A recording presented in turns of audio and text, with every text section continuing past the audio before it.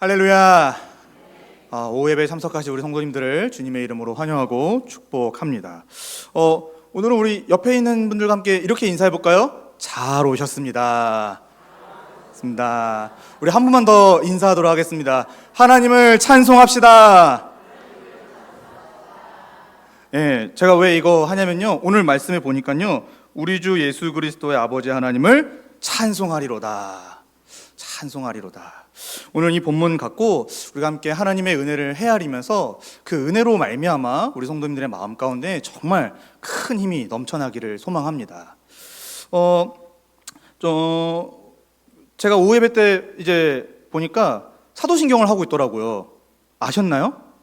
전 몰랐어요. 부활에 관해서 함께 좀 살펴보려고 합니다. 죽은 자 가운데서 다시 살아나셨다라고 하는 그 우리의 신앙의 고백. 그러니까 이걸 우리가 고백할 때 우리에게 어떤 의미가 있을까? 또 우리에게 어떤 유익이 있을까? 함께 좀 생각을 해볼 텐데, 오늘 이 본문 사실 베드로전서 1장 전체를 갖고 좀 얘기를 하면 더 좋겠지만, 오늘은 이 3절 한 절을 한번 깊이 공부도 해보고, 또 이 말씀 한 절에 여러분 정말 어마어마한 하늘의 지혜가 담겨 있습니다. 그래서 오늘 이 한 절 갖고 우리가 이 예수 그리스도의 부활과도 연결을 시켜서 우리 신앙의 어떤 전반적인 것들을 또 생각해 보면서 함께 큰 유익을 누리는 시간이 되기를 원합니다. 3절은 이렇게 시작을 하죠. 우리 주 예수 그리스도의 아버지 하나님을 찬송하리로다. 우리가 읽었던 이 베드로전서라고 하는 이 성경책은요, 베드로 사도가 쓴 성경이죠. 그래서 고난 중에 있는 성도들을 위로하는 그런 목적으로 이 편지를 썼다고 많이 알려져 있습니다. 특별히 1절과 2절에 보니까 예수 그리스도의 사도 베드로는 여러 지역에 흩어져 있는 나그네들, 근데 이들은 그냥 평범한 나그네들이 아니죠. 2절에 근거하면은 바로 삼위 하나님으로부터 구원받은 거룩한 성도들이다. 그래서 그 성도들을 위로하기 위해서 베드로가 편지를 썼다고 합니다. 이 베드로전서를 이제 읽어보신 분들은 아시겠지만 여기에 중요한 표현들이 많이 등장하는데, 또 반복적으로 등장하는데, 그 중에 하나가 나그네, 거류민, 이런 표현들이 많이 등장한단 말이죠. 그러니까 실제로 이 편지를 받았던 이 1차 독자들, 이 베드로전서라고 하는 편지를 받았던 첫 번째 독자들은 이 나그네 신세였다라는 것을 우리는 어렵지 않게 생각해 볼 수가 있습니다. 근데 이 나그네라고 했을 때 이 의미가 실제로 그들이 나그네처럼 살았기 때문에 나그네다라고 말을 할 수도 있고요. 왜냐하면 이제 그 당시에 이 로마의 박해를 피해 다니면서 여러 지역으로 흩어져 살았기 때문에 나그네 신세였겠다, 이렇게 생각도 할 수 있고, 두 번째로는 이 세상을 본향으로 삼지 않고 하나님의 나라, 그 천국을 본향으로 삼는다는 의미에서 나그네다라고도 말을 할 수가 있습니다. 사실 이게 우리 성도의 정체성이죠. 우리는요, 이 땅에 정착하며 살아가는 거류민이 아닙니다. 우리는 나그네들입니다. 저 하나님 나라를 향하여 걸어가고 있는 나그네들이죠. 그러니까 그렇기 때문에 이 편지가요, 사실 우리에게 또한 의미가 있는 편지가 되는 것입니다. 그런데 이 나그네들이요, 그냥 평범하게 돌아다니고 평범하게 먹을 거 먹고 평범하게 살지 않았던 모양입니다. 베드로전서를 전체를 살펴보니까 이들은요, 어떤 여러 가지 이 고난, 또 박해, 어떤 어려움들을 겪었던 것을 우리는 쉽게 알 수가 있는데, 근데 오해하지 말아야 할 게, 이게 어떤 국가적으로 혹은 거대한 어떤 큰 규모의 집단에 의한 그런 고난이라든지 또 어려움이라기보다는 아마 그들이 나그네로 있으니까 이 성도로서의 정체성을 갖고 이방 민족, 그러니까 하나님을 섬기지 않는 우리 주 예수 그리스도에 대한 믿음이 없는 자들 가운데 살아가면서 겪는 그 어떤 사적인 고난들, 어려움들, 그래서 또 대중들에게 의해지는 어떤 그런 혐오들, 그러니까 이런 것들을 겪으며 살다 보니 문제가 뭐가 생기냐면은 이들이 믿음을 잃어가기 시작하는 겁니다.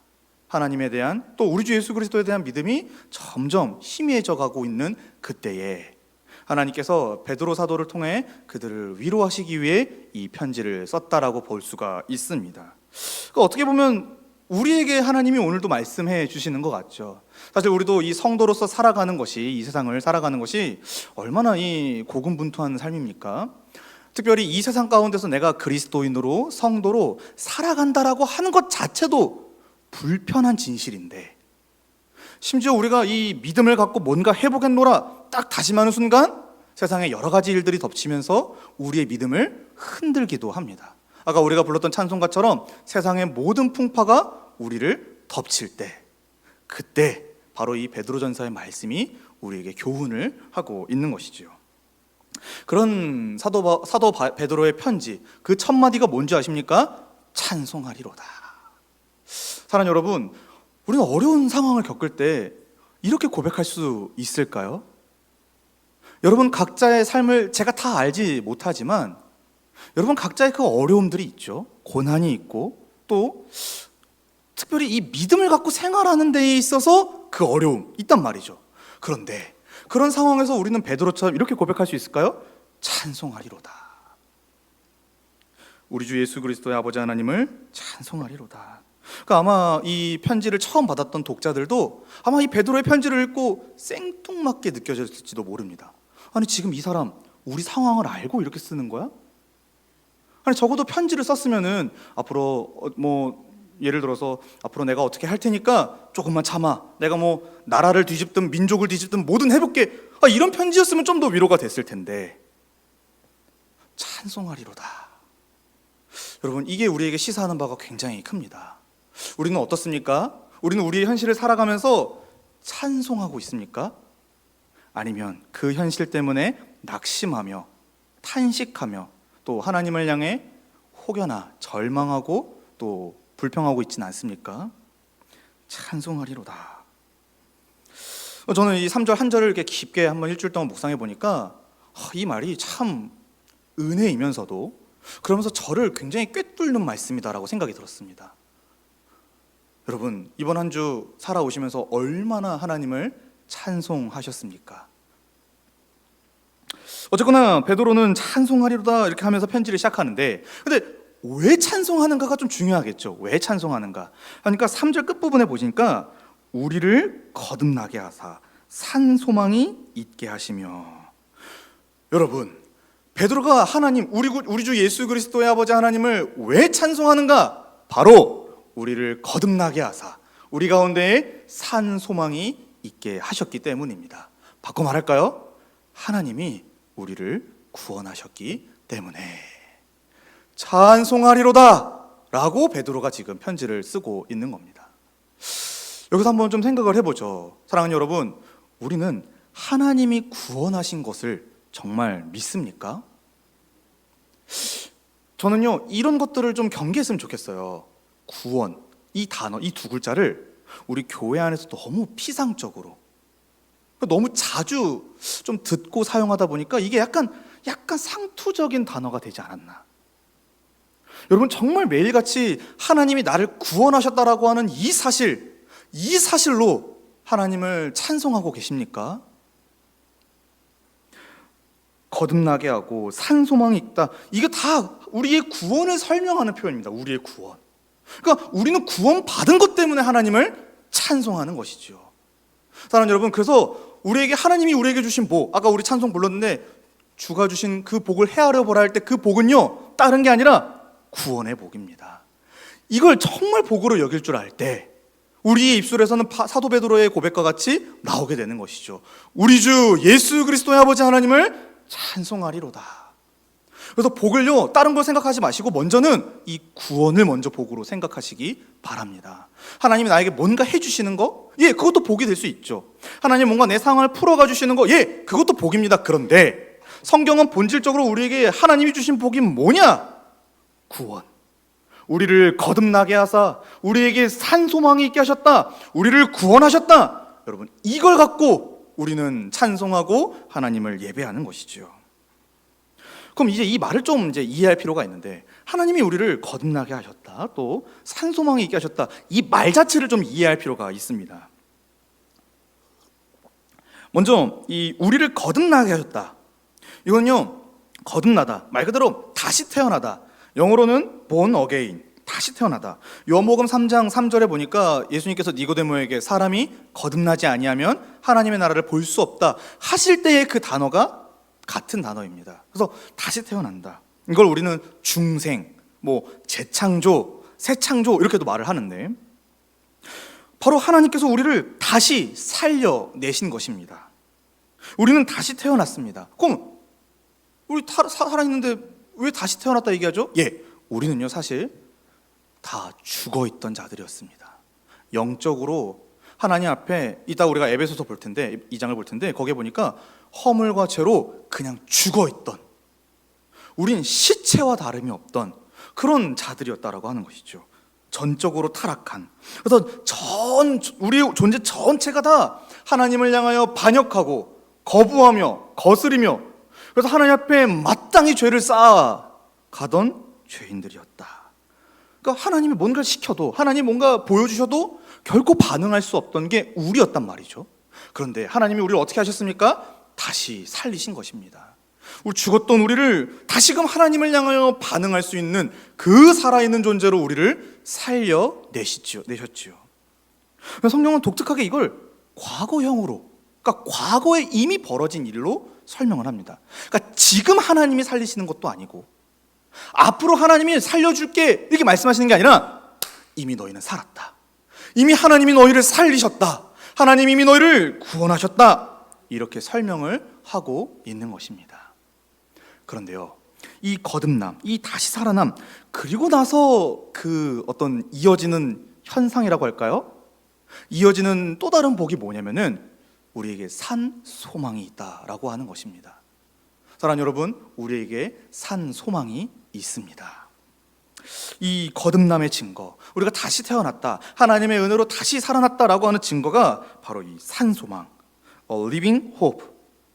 괜찮았죠, 발음? 영어가 막 living hope. 살아있는 소망, 정말 생명의 소망, 이 소망을 우리가 가졌다라고 베드로가 설명을 하고 있는 것이죠. 여러분, 보편적으로 이 소망이라는 글자는 이렇게 말하자면 이런 거죠. 미래에 내가 획득하게 될, 내가 얻게 될, 내가 바라던 그 무언가를 가리키죠, 보통 소망은. 그래서 그리고 이 소망이 있기 때문에 오늘의 내가 움직이게 되는 것입니다. 그래서 어떻게 보면 이 소망은 지금 내가 가장 강력하게 원하는 바가 소망이겠죠.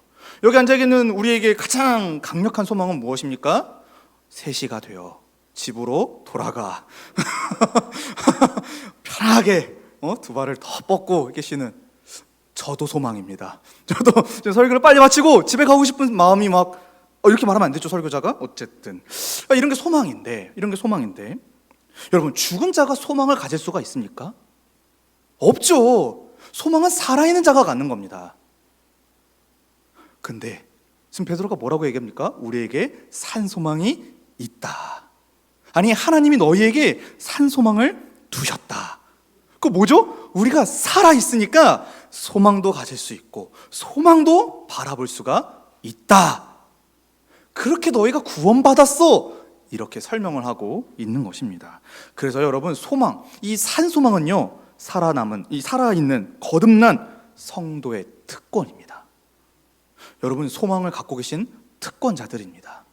바로 성경은 우리를 그렇게 설명을 하죠. 그럼 우리가 갖고 있는 이 산 소망이 뭐냐, 도대체 이걸 좀 베드로전서 전체를 갖고 설명을 해야 되는데 그 뒤에 있는 4절과 5절만 보더라도 우리가 갖고 있는 이 소망이 무엇인지를 성경은 분명하게 설명해 줍니다. 자막은 따로 준비되어 있지 않는데 우리 4절과 5절 한번 같이 읽어볼까요? 우리 본문 바로 비치니까 우리 4절과 5절 함께 읽겠습니다. 시작. 썩지 않고 더럽지 않고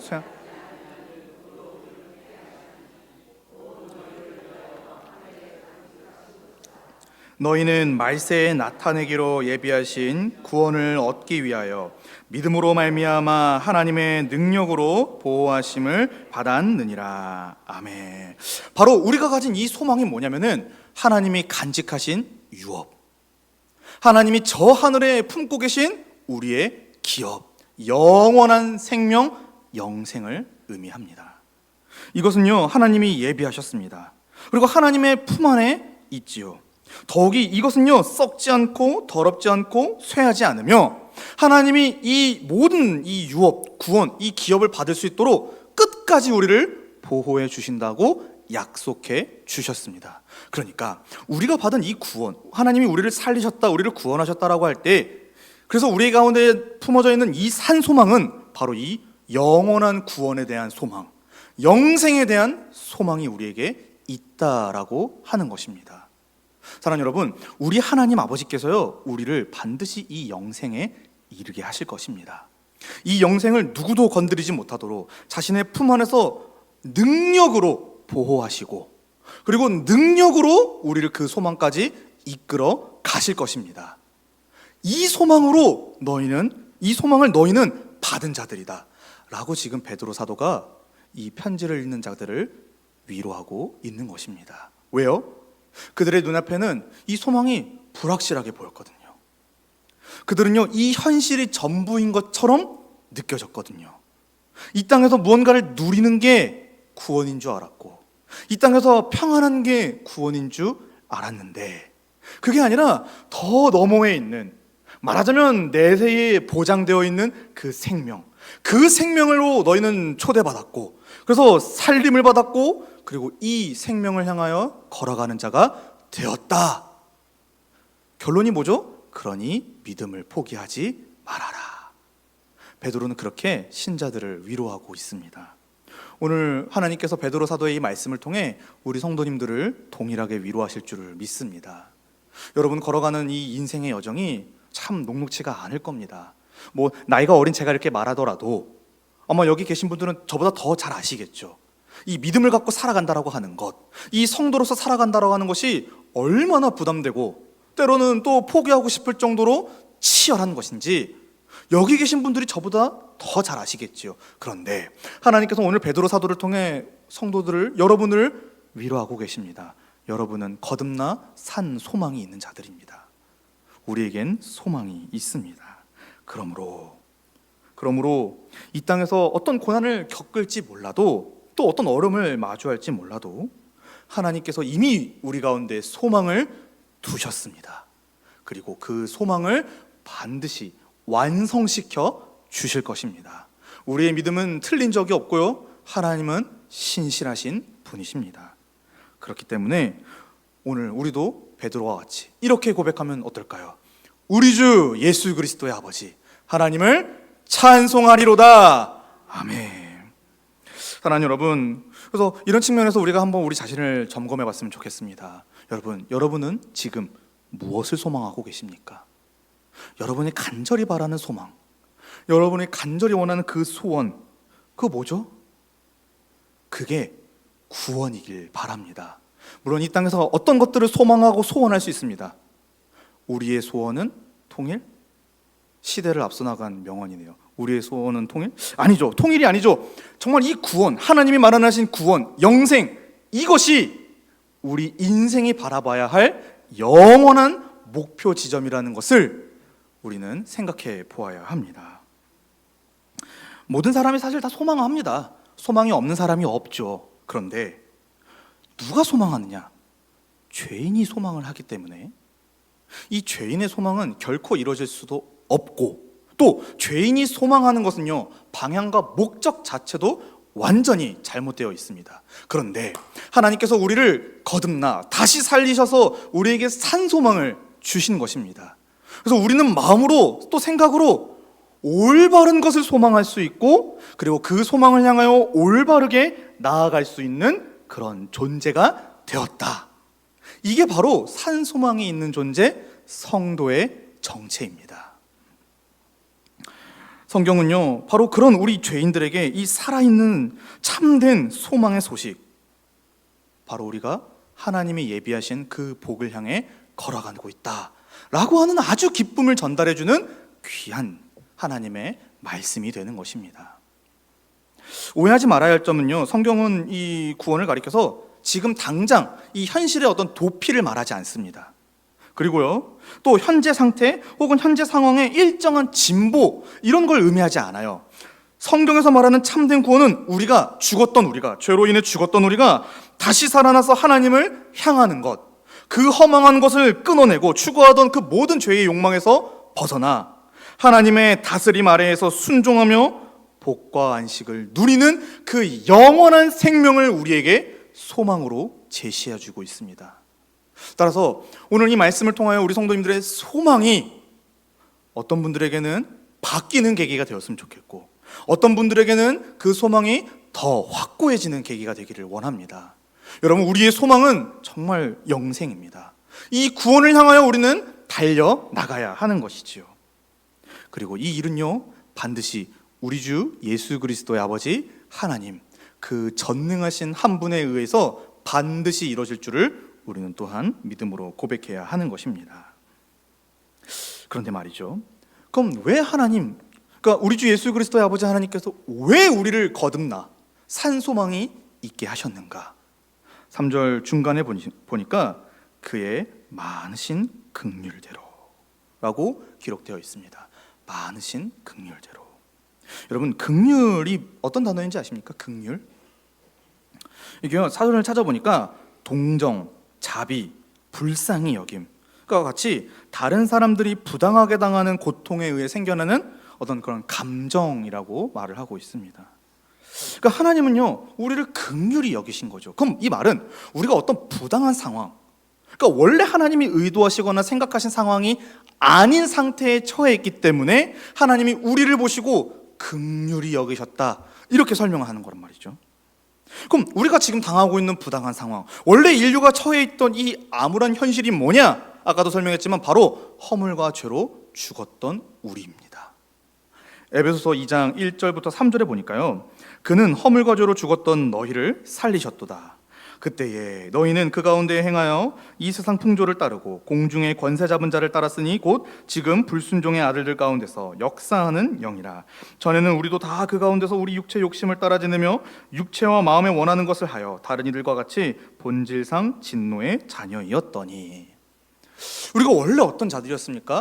허물과 죄로 죽었던 자들입니다. 죽었을까?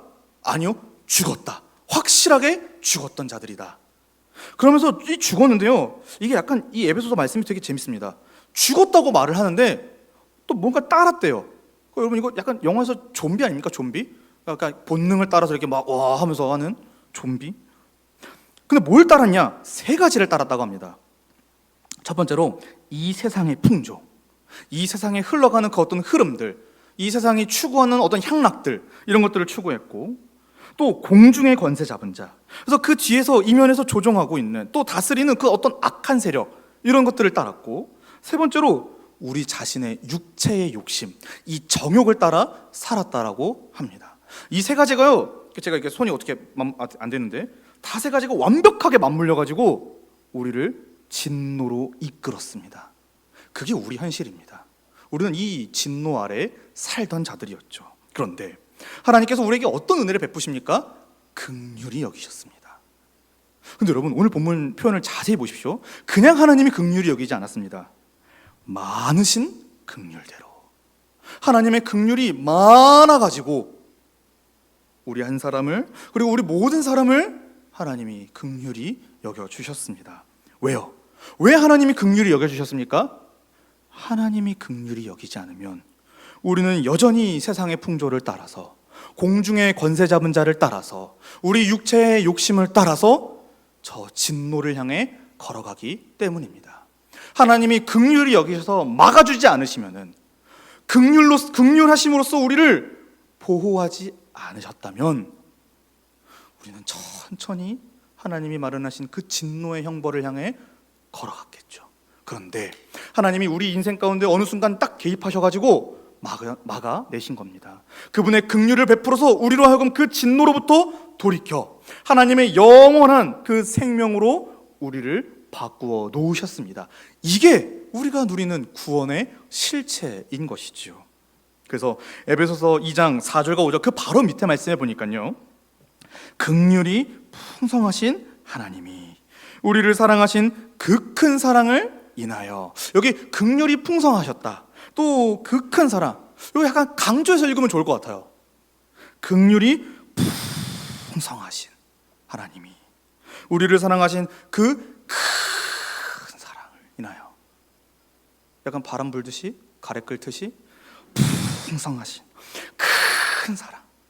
사랑 여러분, 이 하나님의 긍휼하심, 사랑하심이 있었기 때문에 죽었던 우리가 거듭나 다시 살아나 소망을 가진 자가 되었던 것입니다. 허물로 죽은 우리를 그리스도와 함께 살리셨고, 사랑 여러분, 정말 이 구원이 정말 복입니다. 구원이 정말 복이라는 사실을 믿으시기 바랍니다. 또 하나, 이 복을 생각할 때, 이 구원을 생각할 때 그렇게 우리를 만들어주신 그 하나님의 마음, 긍휼, 이 사랑을 더 깊이 그리고 진지하게 헤아리는 여러분이 되기를 원합니다. 하나님의 긍휼하심은 어떻습니까? 어느 면에서든지 우리의 긍휼과는 비교조차 할 수 없는 긍휼입니다. 여러분, 우리는 어쩔 때 긍휼히 여깁니까? 또 어쩔 때 사랑을 하죠? 상대가 긍휼히 여길 만할 때 긍휼히 여깁니다. 또 상대가 사랑스러울 때 사랑합니다. 그게 우리입니다. 근데 심지어 그 긍휼과 사랑의 조건마저도 내가 세웁니다. 내가 긍휼히 여길 만하니까, 내가 사랑할 만하니까 베푸는 것이죠. 그러나 하나님은요, 무조건적으로 긍휼과 사랑을 베푸시는 분이십니다. 우리의 외모, 경제력, 어떤 사회적 지위, 어떤 그런 여러 가지 분야에서의 위치, 아니요, 하나님은 그냥 자기가 택한 사람이라면은 풍성하게 긍휼히 여기셔서 그 큰 사랑으로 우리를 건져내시는 분이 바로 우리 주 그리스도의 아버지 하나님이신 것입니다. 우리에게 어떤 조건을 바라거나 요구하지 않으십니다. 심지어요, 외부로부터 다른 누군가가 우리에게 긍휼 좀 베풀라고, 우리에게 사랑 좀 베풀라고 누구도 요구하지 않았습니다. 심지어 우리조차도 하나님께 제발 긍휼을 베풀어 달라고, 제발 사랑 좀 달라고 요구한 적이 없는데도 하나님은 먼저 긍휼과 사랑을 베풀어서 우리를 거듭나 살아있는 존재, 소망이 있는 존재로 하나님이 만들어 주신 것이지요. 그러니 어찌 이걸 생각하는데 베드로와 같이 고백하지 않을 수가 있겠습니까? 찬송하리로다. 또 하나는요, 이 하나님의 긍휼이 여기심, 사랑하심은요, 우리를 거듭남, 산소망, 이 놀라운 생명으로 반드시 인도한다라고 하는 것입니다. 여러분, 우리는요, 우리가 불쌍히 여긴다고 해서, 우리가 사랑해준다고 해서 만사가 다 해결되지 않습니다. 여러분, 이걸 많이 경험해 보지 않았나요? 우리가 긍휼히 여긴다고, 사랑해준다고 뭐가 막 획기적으로 바뀌지 않아요. 오히려 우리의 불쌍히 여김, 사랑은요, 어떻죠? 연약하죠. 약점투성일 때가 더 많단 말이죠. 심지어는요, 우리는 긍휼히 여길 때, 또 사랑을 베풀 때 우리 마음에서 약간 손해다, 내가 이렇게까지 해야 돼? 이런 마음이 든단 말이죠. 근데 하나님의 긍휼히 여기심은 다릅니다. 하나님의 긍휼히 여기심은요, 실패가 없습니다. 왜요? 그분이 전능하시고 무한하신 하나님이시기 때문이죠. 따라서 그분의 긍휼도 사랑도 무한합니다. 그리고 그 긍휼과 사랑은 하나님 본인만 만족스러울 뿐만이 아니라 그 긍휼과 사랑을 받는 우리도 만족스러운 긍휼과 사랑입니다. 그리고요, 하나님은 우리에게 긍휼과 사랑 베풀기를 너무 즐거워하십니다. 그러니까 창세전에 우리 한 사람 한 사람을 선택하셔서 그리스도 안에서, 그래서 그리스도 안에서 우리를 구원하신 것, 여러분, 이 모든 동기가 다 하나님에게 있는 것입니다. 그러니 우리가 뭔가를 더 한다고 하나님의 사랑이 더해지는 것도 아니고요, 또 우리가 뭔가를 더 해야 하나님의 사랑이 완전해지는 것도 아닙니다. 하나님의 긍휼과 사랑은 그 자체로 완벽하고 완전합니다. 바로 그런 긍휼과 사랑으로 구원받은 자가 우리인 것이고, 그렇게 모인 자들이 바로 소망의 공동체 교회인 것입니다. 따라서 이런 하나님의 이 긍휼이 여기심, 베푸심, 이 사랑 베푸심을 안다면요, 우리는 찬송할 수 있을 것입니다. 할렐루야. 마지막으로 그럼 이 하나님께서 우리를 거듭나게 하사 산소망이 있게 하셨는데, 저도 살아야 되니까 물을 한 모금 하고요. 살리셨는데, 산소망이 있게 하셨는데 어떻게 그렇게 하셨냐 이겁니다. 어떻게 우리 같은 정말 아무 가능성이 하나도 없는 우리 이 죄인들을 어떻게 살리셨냐? 사랑하는 여러분, 3절 중반부분에 보니까 예수 그리스도를 죽은 자 가운데서 부활하게 하심으로 말미암아, 바로 우리 주 예수 그리스도의 그 어마어마한 죽음과 부활의 사건으로 우리를 거듭나 산 소망이 있게 하셨습니다. 베드로 사도는요, 우리 성도의 거듭남 그리고 산 소망의 근거로서 그리스도의 부활을 제시하고 있습니다. 그러니까 아마 자연스럽게 우리가 다시 살아난 것도 또 산소망을 갖는 것도 이 부활하신 그리스도와 연결시켜 생각하는 게 좀 더 자연스럽겠죠. 그럼 이런 생각을 해봐야 됩니다. 왜 그리스도께서 부활하신 것이 오늘 나의 거듭남, 오늘 나의 산소망의 근거가 되는가? 이걸 위해 먼저는 우리가 이 그리스도의 부활이 어떤 사건인지를 간단하게 좀 생각해 볼 필요가 있습니다. 첫 번째로 이 예수 그리스도의 부활은 어떤 사건인가 했을 때 첫 번째로 이 십자가 죽음과 더불어서 그리스도께서 부활하셨다라고 하는 이 사건은요, 우리 기독교 신앙의 근간이고 핵심입니다. 그래서 기독교를 뭐가 딱 바치고 있냐, 여러 가지 기둥들이 있겠지만 그 중에 가장 두껍고 큰 기둥이 뭐냐면은 그리스도의 십자가 죽음과 부활입니다. 이 둘 중 하나가 무너지거나 사라지면은 우리 기독교 신앙은 다 무너지는 것이죠. 그 증거로 성경 전체가요, 예수님의 이 십자가 죽음과 부활에 대해서 증언을 합니다. 그래서 예수님께서 엠마오로 가는 두 제자들에게 이렇게 말씀하시죠. 모든 성경이 나를 가리켜 말하지 않았더냐, 그게 지금 이루어지지 않았냐, 이렇게 말씀하신단 말이죠. 그러니까 그만큼 이 죽음과 부활, 이 부활이야말로 우리 신앙의 핵심인데, 두 번째로 현대인들은요 이걸 믿지 않습니다. 왜요? 과학적으로, 상식적으로 어떻게 죽었던 사람이 다시 살아나냐. 그러니까 이 부활은 뭐냐면은 그냥 기독교 공동체, 기독교 단체를 위해서 만들어진 허구, 상상 속의 소설, 그들을 독려하고 어떻게 하나 되게 만들기 위해 만들어진 약간 그런 암호 같은 거 아니냐, 신화 아니냐, 이렇게 생각하는데 아니요, 예수님의 부활 사건은요 명백한 증거와 그리고 수많은 이 증인이 있는, 그러나 우리 시공간, 우리가 살아가고 있는 이 세상에서 딱 한 번 벌어진 초월적인 역사적 사건입니다. 우린 여기에 깊이 뿌리를 받고 있어야 합니다. 그래서 그리스도의 부활이 신화, 그냥 기독교 신화, 기독교 상상 속의 산물, 아니요, 사실입니다. 진리이고요, 역사입니다. 그렇기 때문에 우리의 살아남도 역사적 사실이 될 수가 있는 건데, 어쨌든 이 그리스도의 부활은 그래서 역사적 사건, 사실입니다. 세 번째로, 그렇게 했을 때 이 부활이 그럼 어떤 의미가 있냐, 예수님이 다시 살아나신 것이 그렇게 중요하냐? 예, 중요합니다. 왜 중요하냐면은 첫 번째로 이 예수님이 부활했다라는 것은요, 예수님이 먼저 뭐 했다는 걸까요? 죽었다는 거죠. 예수님은 근데 왜 죽으셨죠? 우리의 죄, 이 형벌 때문에 이걸 대속하기 위해 죽으셨단 말이죠. 그러면은 사랑하는 여러분, 그리스도가 부활하셨다라고 하는 말은 그리스도가 실제로 우리 죄를 짊어지시고 십자가에 달려 죽으심으로써 하나님이 우리에 대한 모든 진노와 형벌이 다 해결되었다, 이런 의미가 되지 않겠습니까? 그래서 부활이 중요한 겁니다. 부활은요, 그리스도의 십자가가 다 이루어졌다라는 것을 증명해주는 증거가 되는 것이죠. 두 번째로 이 그리스도의 부활은 또 어떤 의미가 있냐면은, 사랑하는 여러분, 지금까지 우리 인간이 극복하지 못한 가장 고질적인 질병이 뭔지 아십니까? 죽음, 사망이란 말이죠. 그런데 우리의 대표이시고 우리의 참 주인이시며 우리의 생명이신 그분께서 우리는 할 수 없었던 그 죽음이라고 하는 문턱을 무너뜨리신 것입니다.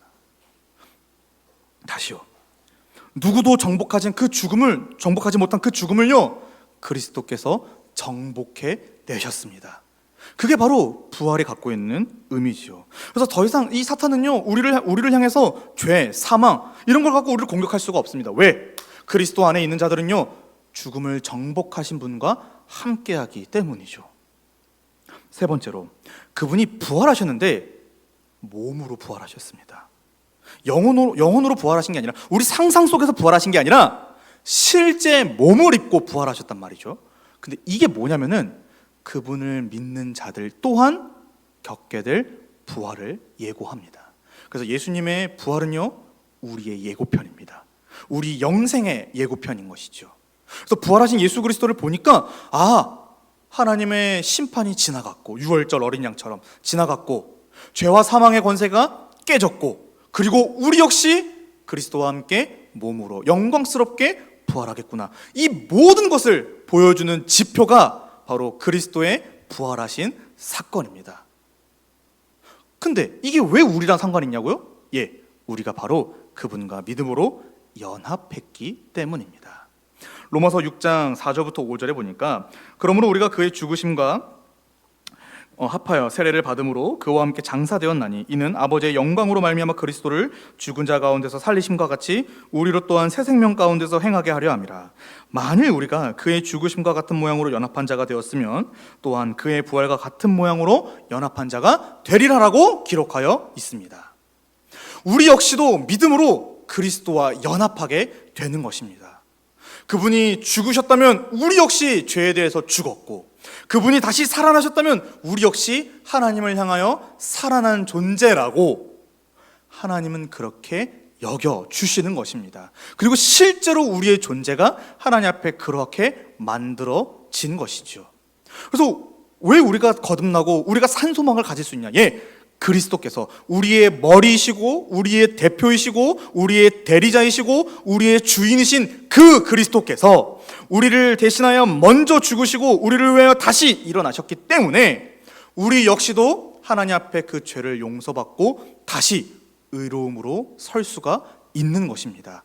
그래서 지금 베드로는요, 우리의 거듭남, 우리의 산 소망을 그리스도께 근거를 두고 있는 겁니다. 봐라, 그리스도께서 너희를 위하여 다시 살아나지 않았느냐? 그분의 부활이 너희의 거듭남의 증거고 산 소망의 증거다. 이렇게 설명을 하고 있는 것입니다. 사랑하는 여러분, 예수님이 먼저 일어나셨기 때문에 우리도 일어날 수 있는 것이죠.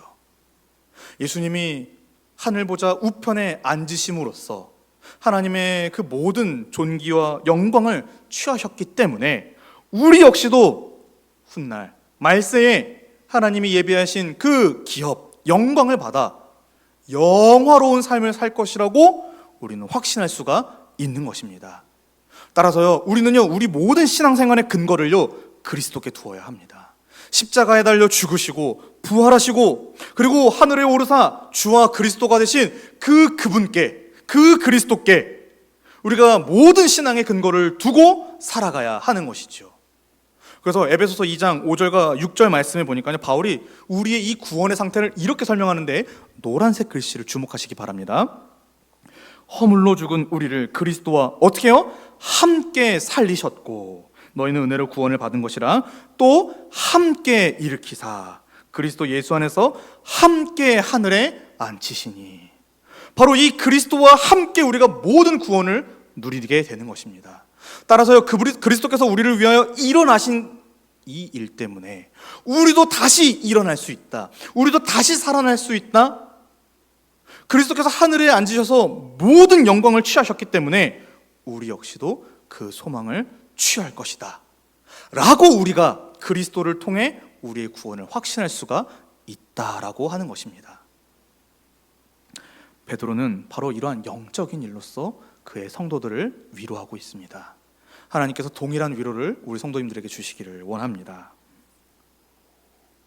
사랑하는 여러분, 죽으시고 부활하신 우리 주 예수 그리스도에게 매일 믿음의 닻을 내리시기 바랍니다.